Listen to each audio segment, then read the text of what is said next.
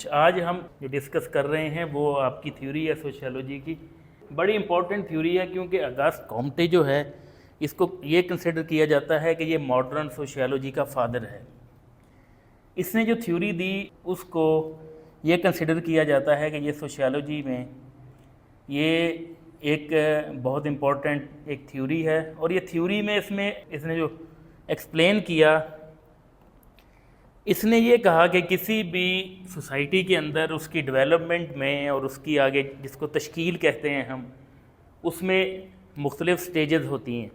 तो इसके अंदर सबसे पहले जो है उसने कहा कि इसमें 3 स्टेजेस होती हैं। सोशल लॉ कहें या आप सोशल थ्योरी कहें, इसमें एक ही बात है कि 3 स्टेजेस होती हैं। पहली जो स्टेज है वो इसको कहते हैं कि इसकी थियोलॉजिकल स्टेज है, इसका आपकी सोसाइटी का रूहानी मरहला है। दूसरी जो है वो आपको कहते हैं मेटाफिज़िकल स्टेट है। और थर्ड जो है वो आपकी पॉजिटिव या साइंटिफिक स्टेज है। इसको सबसे पहले जो हम एक्सप्लेन इस तरह करेंगे कि जब भी कोई सोसाइटी आप फॉर्म करती है या बनती है तो सबसे पहले जो उसके अंदर फैक्टर देखा जाता है वो कौन सा है, वो उसका होता है कि उसकी थियोलॉजिकल स्टेज है कि आपकी किसी भी सोसाइटी की रूहानी स्पिरिचुअल बेस होती है, उसकी स्पिरिचुअल एक्सप्लेनेशन होती है, इंटरप्रिटेशन होती है, और लोगों के बुनियादी जो बिलीफ्स हैं, उनके अकायद हैं, वो सबसे पहले किसी भी सोसाइटी के अंदर उसको बनाने के लिए बाइंडिंग होते हैं। फॉर एग्ज़ाम्पल अगर हम लें तो दुनिया में बहुत से मज़हब इस वक्त हैं और हर जो सोसाइटी है उसके अंदर उसकी बेसिक जो चीज़ है वो क्या है कि वो है मज़हब। मज़हब की बेस के ऊपर जो कोई भी सोसाइटी आपकी बनती है, ये सबसे बेसिक है। पाकिस्तान के अंदर मेजॉरिटी में मुस्लिम्स हैं, नॉन मुस्लिम्स हैं, लेकिन सबको हम ये कहेंगे ये सारी जो सोसाइटी है आपकी ये पाकिस्तानी सोसाइटी है, ठीक है।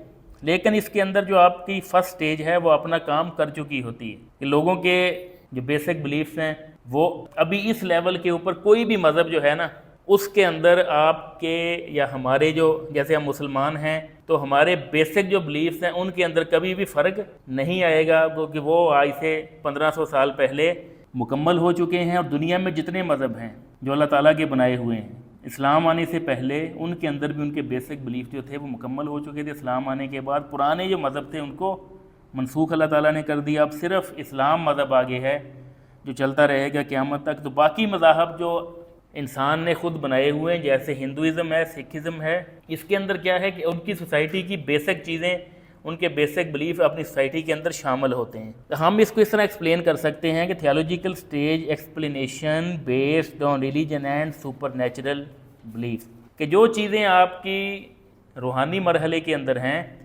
उनके हिसाब से अगर हम सोसाइटी की एक्सप्लेनेशन करेंगे, इंटरप्रिटेशन करेंगे, तो ये हमारी फर्स्ट स्टेज होगी। दूसरी जो स्टेज है इसकी उसको क्या कहा जाता है, दूसरी स्टेज जो है उसको कहा जाता है कि ये मेटाफिज़िकल स्टेट है। एक बात हमेशा याद रखें कि एक चीज़ मैं आपको ये बता दूं कि मेटाफिज़िकल स्टेट का मतलब क्या है। मेटाफिज़िकल का मतलब यहाँ है कि यहाँ पे नो मैटर,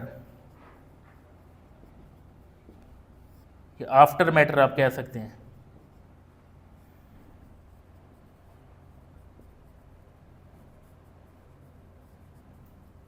कि after math of physical matter, के फिज़िकल मैटर का मतलब ये है कि आप जब डेवलपमेंट होती है ना तो इसके अंदर देखा जाए, अच्छा मैटर का यहाँ पे जो कॉन्सेप्ट है वो मादा का है। मैटर साइंटिफिकली किस चीज़ को कहा जाता है, मादा। जो चीज़ जगह रखती है, जो चीज़ आप वज़न रखती है और जगह घेरती है उसको कहा जाता है कि ये मैटर है। अब यहाँ पे मेटाफिज़िकल स्टेज है कि मेटाफिज़िकल स्टेज ये होती है कि अगर हम किसी मैटर के, मैं साइंटिफिकली आपको बता देता हूँ, किसी मैटर के अगर हम एटम को तोड़ दें तो क्या होगा, उससे जो चीज़ें ड्राइव होंगी वो क्या होंगी, मेटाफिज़िकल होंगी। वो क्या आपका फिज़िकल मैटर ख़त्म हो गया है। और इसके अंदर जब हम सोसाइटी में लेके आते हैं मेटाफिज़िकल चीज़ें, तो मेटाफिज़िकल चीज़ों में क्या आता है, सबसे पहले आपकी एब्स्ट्रैक्ट रीजनिंग होती है। और होता ये है कि इस लेवल के ऊपर जो किसी की एब्स्ट्रैक्ट रीजनिंग है ना वो इसकी जगह पे आ जाती है कि आपकी मेटाफिज़िकल स्टेज के अंदर जब सोसाइटी होती है तो वो क्या होती है कि आपका जो फर्स्ट इसका मरहला है, थियोलॉजिकल स्टेज है, आपका रूहानी मरहला है। मेटाफिज़िकल क्या करेगी, इसकी जगह ले लेगी सोसाइटी के अंदर। क्या आपकी सोसाइटी के अंदर मेटाफिज़िकल चीज़ें जो चल रही हैं वो क्या करेंगी, आपके फर्स्ट जो स्टेज है जो रूहानी मरहला उसको रिप्लेस कर देंगी। वो होगा क्या कि मेटाफिज़िकल स्टेज की चीज़ें शिफ्ट होकर कहाँ चली जाएंगी, आपकी स्टेज फर्स्ट के अंदर। और तीसरा जो इसकी स्टेज है वो होती है पॉजिटिव और साइंटिफिक स्टेज। अच्छा, साइंटिफिक और पॉजिटिव जो स्टेज है ना, इसके अंदर सबसे जो इम्पोर्टेंट आपका है वो होती है ऑब्जर्वेशन, मुशाहदा। इसको हम ये कह सकते हैं कि आपका नॉलेज बेस्ड ऑन एक्सपेरिमेंट। अब एक्सपेरिमेंट क्या, एक्सपेरिमेंट हमारे सामने हो रहा होता है ना, कि हम उसको क्या कर रहे होते हैं, ऑब्ज़र्व कर रहे होते हैं। लैब के अंदर जब एक्सपेरिमेंट किया जाता है तो लैब में क्या होता है कि हमारे वो सामने परफॉर्म हो रहा होता है या हम उसको परफॉर्म कर रहे हैं, तो हम क्या कर रहे होते हैं उसके लिए, ऑब्जर्वेशन। अब ऑब्जर्वेशन जब होती है तो ऑब्जर्वेशन से चीज़ें हम लर्न करते हैं। तो इसके अंदर लॉजिक का एक कॉन्सेप्ट है। जो लॉजिक है ना, लॉजिक किसको कहा जाता है,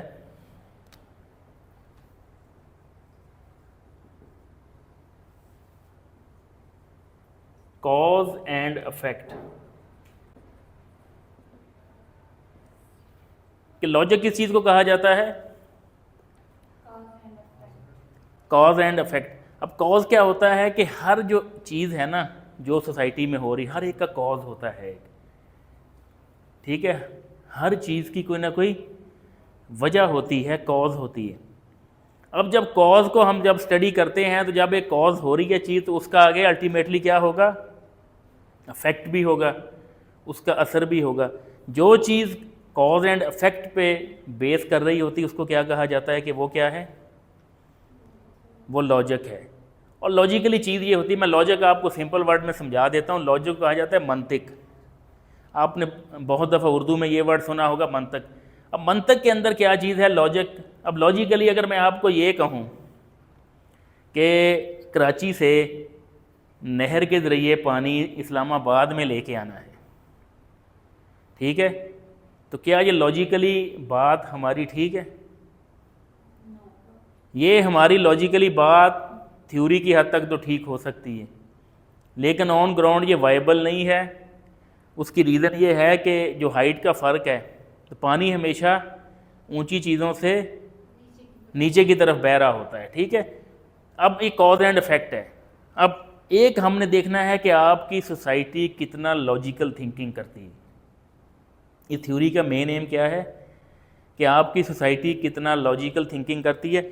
उसकी वजह एक ये है कि लॉजिकल थिंकिंग आपकी ना इस स्टेज पे होती है और ना आपकी इस स्टेज पे होती है। इस स्टेज पे तो आपकी बेसिक बिलीफ्स होते हैं ना, आपके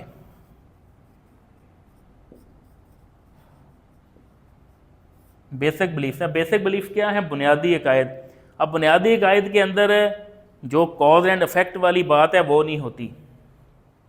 इसलिए नहीं होती कि मज़हब किसी भी सोसाइटी के अंदर लोग जब उसको फॉलो करते हैं तो मज़हब किस लिए होता है, अमल करने के लिए। मज़हब हुक्म देता है कि आपने ये फ़राइज़ अदा करने हैं तो आपने करने हैं। उसके अंदर लॉजिकल कोई बात नहीं होती, कॉज एंड इफेक्ट नहीं होता।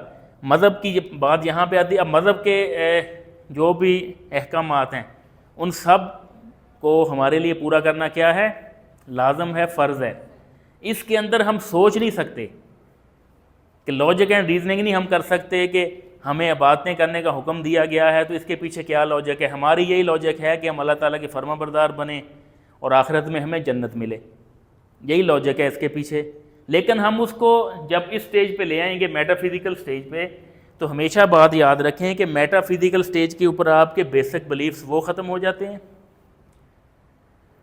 और जो मज़हब है मेटाफिज़िकल स्टेज पे आपका मज़हब क्या है, इसकी सेकंड प्रायोरिटी हो जाती है।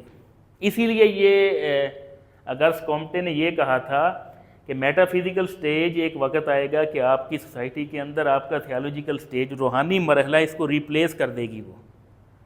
क्योंकि वजह ये है कि सोसाइटी के अंदर सिर्फ एट ए टाइम आप अपनी बेसिक थ्योरीज़ को लेके नहीं चल रहे होते। सोसाइटी के अंदर इसमें और फैक्टर भी होते हैं। और फैक्टर क्या हैं कि सोसाइटी के अंदर आप जब एक तो आपकी एजुकेशन वो इंक्रीज़ हो रही है। सेकंड ये होता है कि सोसाइटी चाहे एक एरिया में रह रही हो लेकिन दूसरी सोसाइटी के असर से आज़ाद नहीं होती। वो आप उसे क्या करते हैं, असर लेते हैं, चीज़ें एब्जॉर्व करते हैं, आपकी सोसाइटी में आ जाती हैं। तो जब लोगों की थिंकिंग स्टार्ट होगी ना, तो लोग जो होंगे इस लेवल पे उनकी थिंकिंग नहीं होगी, नो थिंकिंग।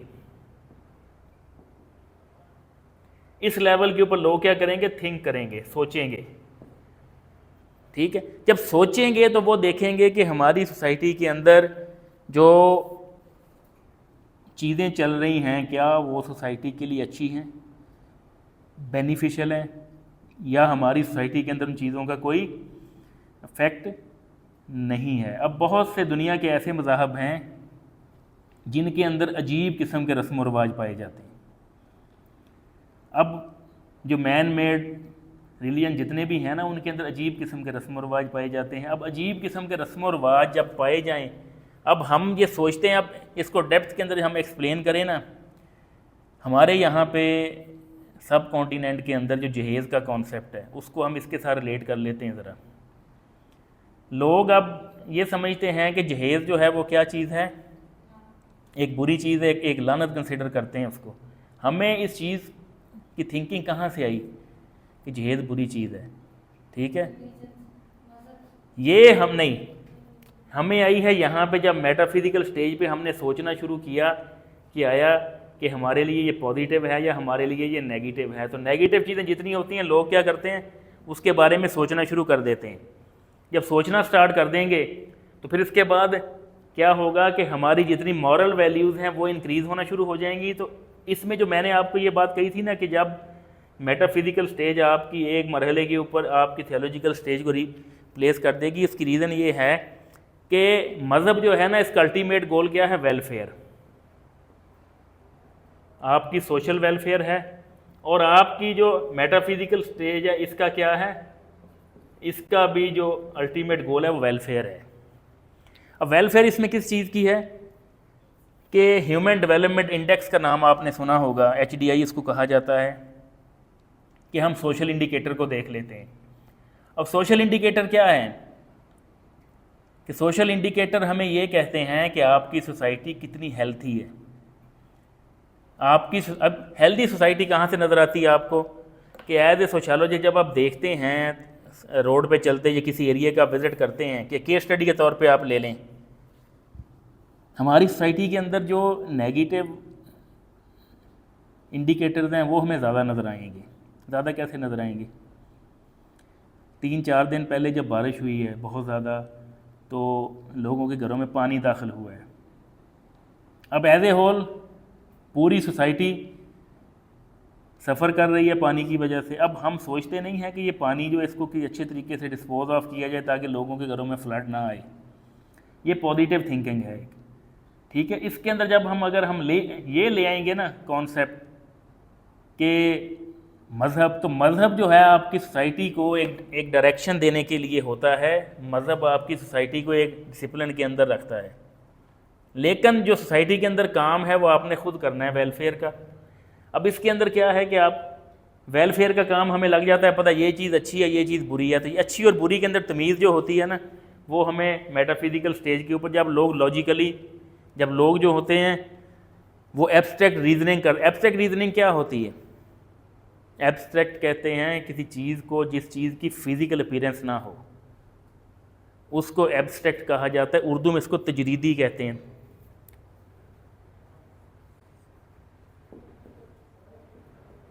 तजरीदी ये एब्स्ट्रैक्ट होती है। अब एब्स्ट्रैक्ट क्या है कि एब्स्ट्रैक्ट रीजनिंग ये होती है कि आपकी सोच, इनफैक्ट जो सोच है ना इंसान की, ये एब्स्ट्रैक्ट होती है कि हमारी सोच, हम अपनी सोच का जो है वो अहाता नहीं कर सकते। उसकी रीज़न ये है कि दुनिया में सबसे ज़्यादा जिस चीज़ की स्पीड है ना वो लाइट है। साइंटिफिकली लाइट जो होती है ये दुनिया में 1,86,000 किलोमीटर फी सेकंड की ये स्पीड से जो है ये जा रही होती है।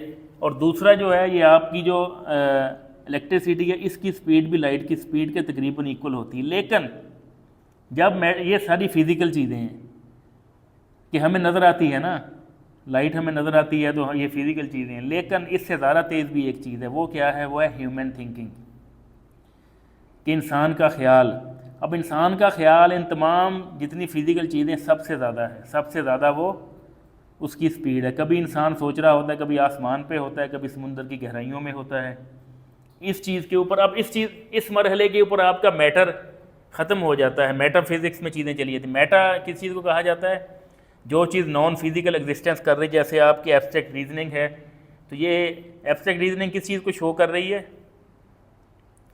आपके ख्यालात को, आप की जो ख्यालात मुख्तलिफ़ किस्म के ख्यालात को हम अगर कहें ना कि ख्यालात की बॉडी नहीं बन सकती, हमें नहीं पता ख्याल किस किस्म का होता है, और हमारे माइंड में हर वक्त ख्यालात चलते रहते हैं।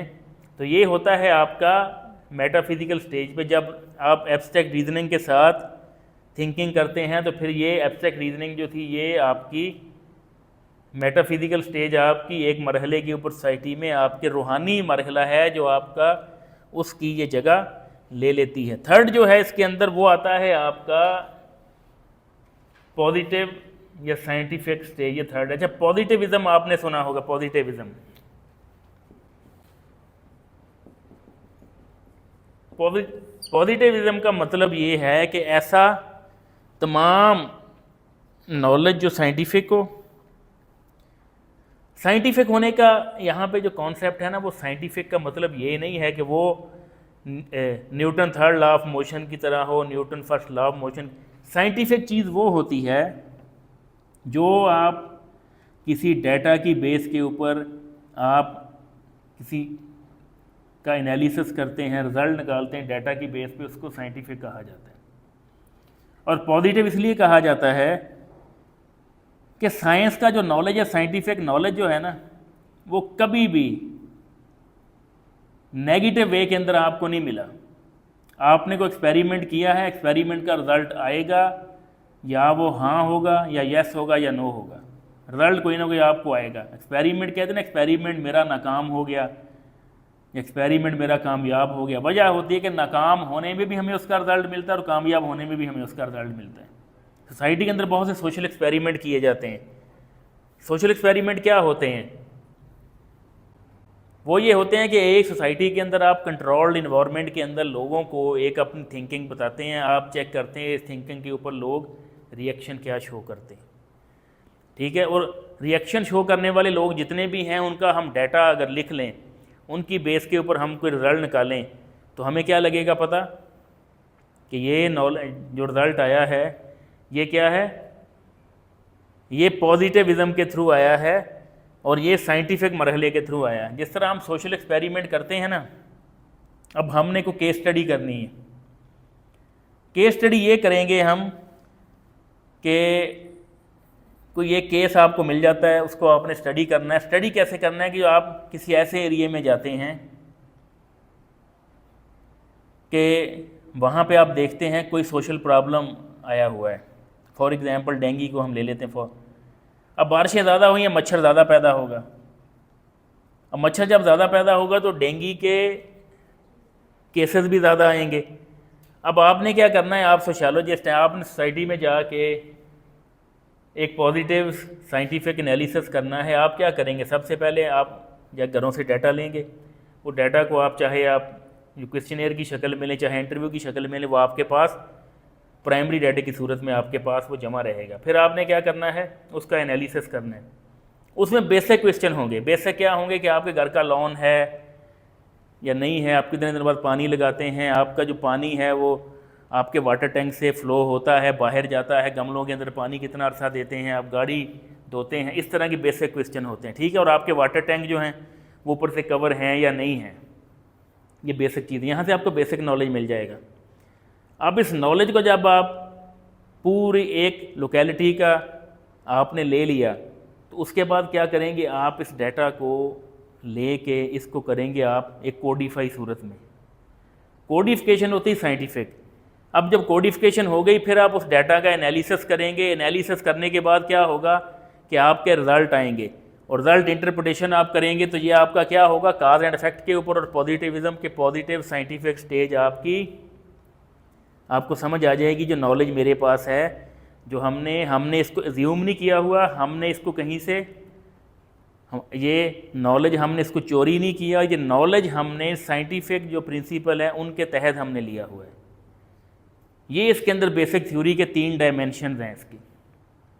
कि पहला क्या, जब सोसाइटी आपकी बनती है तो सबसे पहला मरहला क्या होता है आपका थियोलॉजिकल स्टेज है, आपका रूहानी मरहला। इसके अंदर बेसिक बिलीफ जो होते हैं सोसाइटी के, उसकी इंटरप्रिटेशन बेस होती है सोसाइटी। सेकंड आपका क्या है कि मेटाफिजिकल स्टेज है।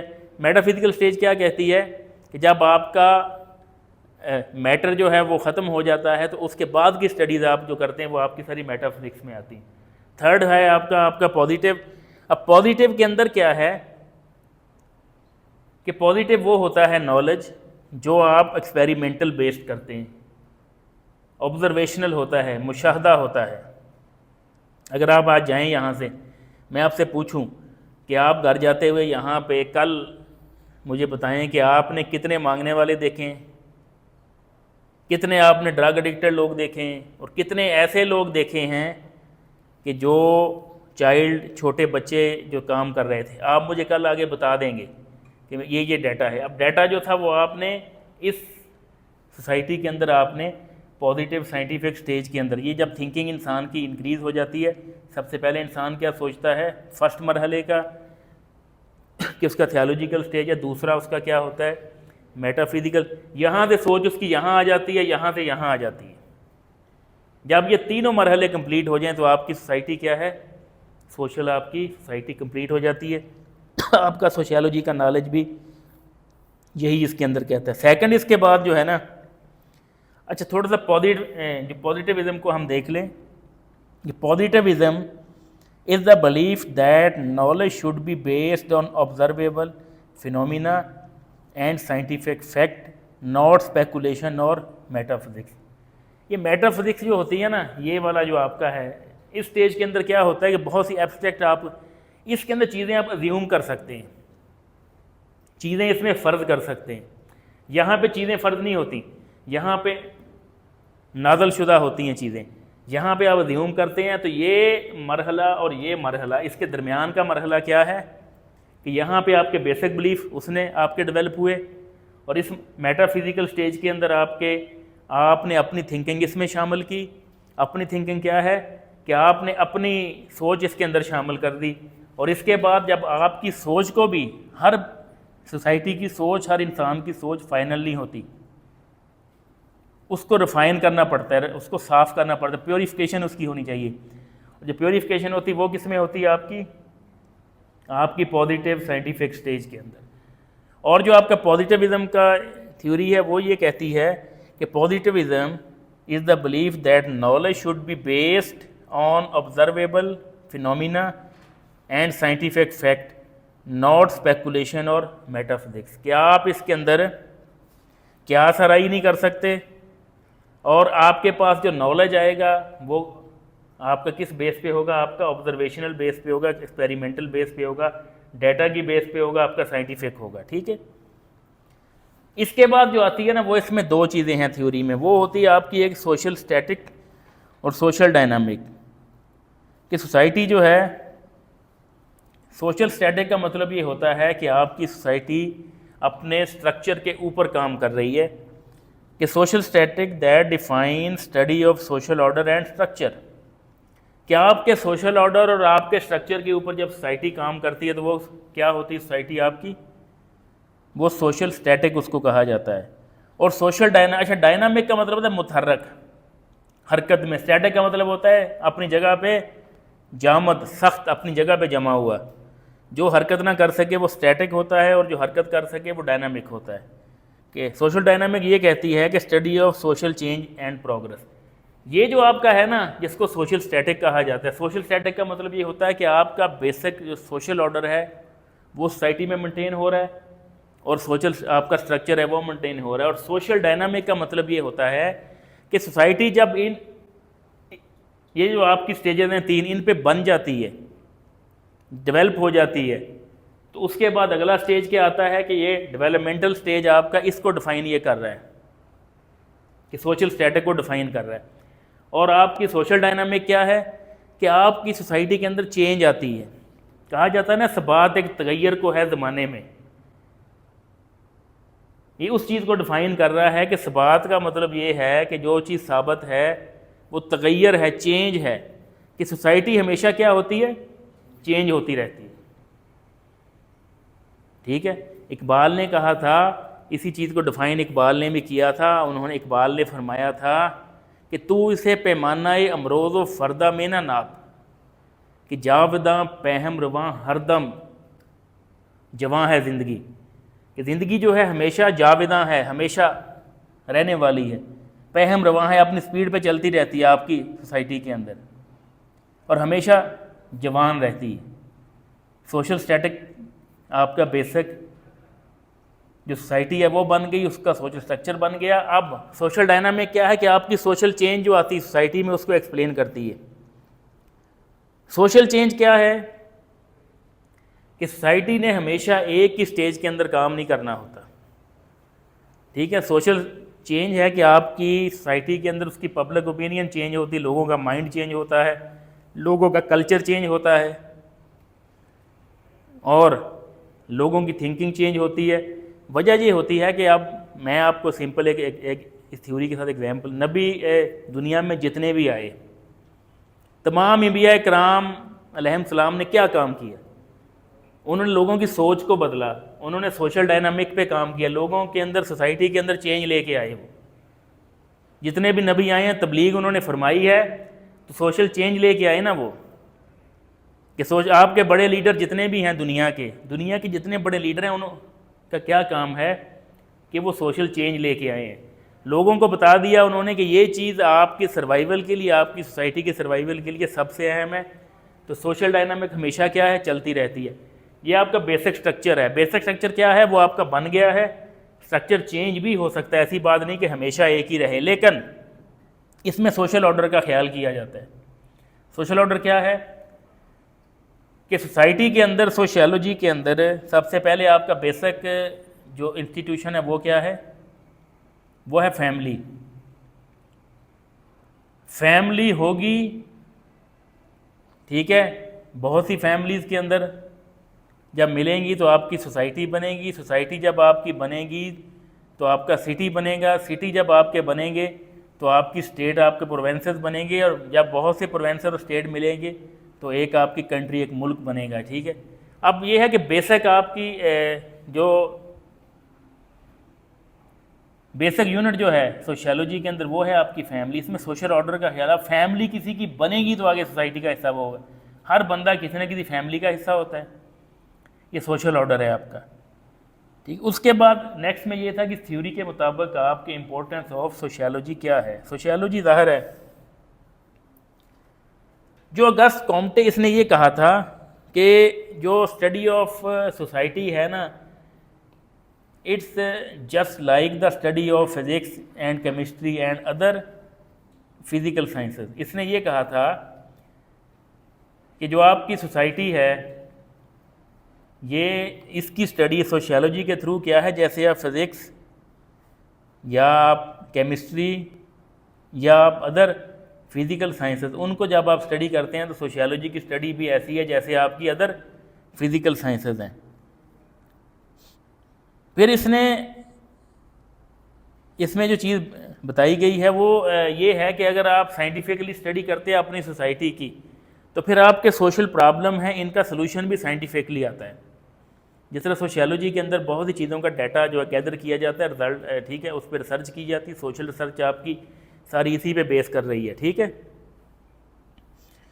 उसके बाद अगला जो है वो है कि what is the role of sociologist, कि the sociologist should observe society objectively and help improve its using scientific knowledge. कि सोशियोलॉजिस्ट को ये चाहिए कि वो अपनी सोसाइटी का इम्पार्शल हो के, इम्पार्शल क्या होता है, गैर जानबदाराना, कि इम्पार्शल हो के उसका मुशाहदा करे, गैर जानबदाराना मुशाहदा करे, और अपना रोल सोसाइटी। अच्छा, आप ये अक्सर मुझे ये बताएंगे सोशियोलॉजिस्ट का रोल क्या है सोसाइटी के अंदर। सोशियोलॉजिस्ट का रोल ये है कि आपकी सोसाइटी को उसने एक ऑर्डर में रखना है और आपके सोशल प्रॉब्लम का सलूशन बताना है। तो दुनिया के अंदर डायरेक्टली इनडायरेक्टली हर बंदा सोशियोलॉजिस्ट है। कि सोशल प्रॉब्लम, अब हमारे अब जो आबाई दाद थे उन्होंने सोशियोलॉजी तो नहीं पढ़ी हुई थी, बहुत से लोग अभी भी ले मैंने, लेकिन वो अपने सोशल प्रॉब्लम का हल मिलजुल के निकाल लेते थे, ठीक है, इम्पार्शल होकर निकालते थे। तो जो सोशियोलॉजिस्ट, इसका ये रोल होता है सोसाइटी में कि अपना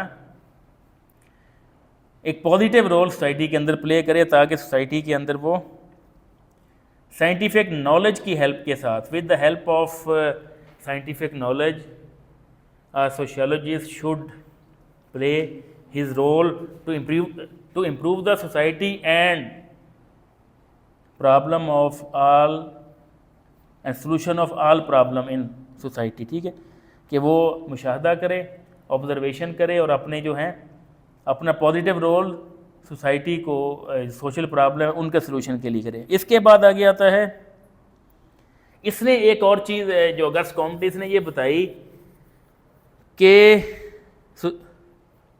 सोसाइटी के अंदर जो इसने कहा था कि मज़हब जो है ना, ये जो है आपका थियोलॉजिकल, इसका असर नहीं होना चाहिए। इसने ये कहा था कि आपका रिलीजन ऑफ ह्यूमैनिटी होना चाहिए, कि इंसानियत का मज़हब होना चाहिए, ठीक है, कि दुनिया से जो मज़हब है इसको ख़त्म कर दिया जाए, ये ख़त्म हो जाए। और ख़त्म कैसे होगा, इसकी थ्योरी के मुताबिक इसने ये कहा था कि आपके जो मेटाफिज़िकल स्टेज है, एक वक्त आएगा कि आपकी थियोलॉजिकल स्टेज की जगह ले लेगी, आपका मज़हब ख़त्म हो जाएगा। इसने अपनी सजेशन ये दी थी कि दुनिया के अंदर जो सोसाइटी है उसका अपना मज़हब होना चाहिए, जिसको कहते हैं रिलीजन ऑफ ह्यूमैनिटी, के इंसानियत का मज़हब। अब भी हम अक्सर बातें करते हैं कि जब कोई सोशल प्रॉब्लम आता है इंसानियत के नाते, ठीक है, तो ये कॉन्सेप्ट यहीं से आया। जैसे हमारे सब कॉन्टिनेंट के अंदर ना एक रिलीजन है जिसको बुद्धिज़्म कहते हैं।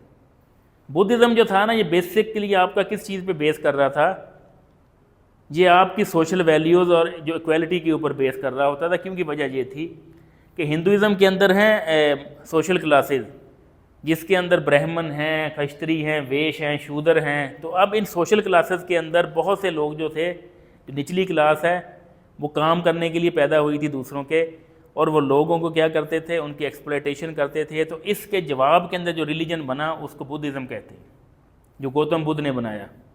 अब इसकी भी जो थ्योरी थी वो भी एंड पे आगे कहाँ पे ख़त्म हुई कि दुनिया के अंदर जो मज़हब है, जो रिलीजन है, इसका रोल ख़त्म हो जाना चाहिए और सेकुलर होना चाहिए। सेकुलर का मतलब ये है कि सेकुलर कहते हैं इनफैक्ट ला दीन को, ला दीनियत को, कि दुनिया में कोई मज़हब ना हो और इंसानियत का मज़हब हो।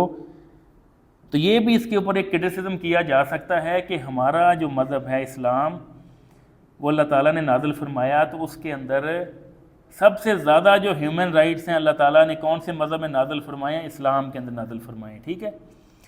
और जो नबी पाक सल्लल्लाहु अलैहि वसल्लम का खुतबा हज्जतुल वदा था, उसको कहा यह जाता है कि वो ह्यूमन राइट्स का फर्स्ट चार्टर था।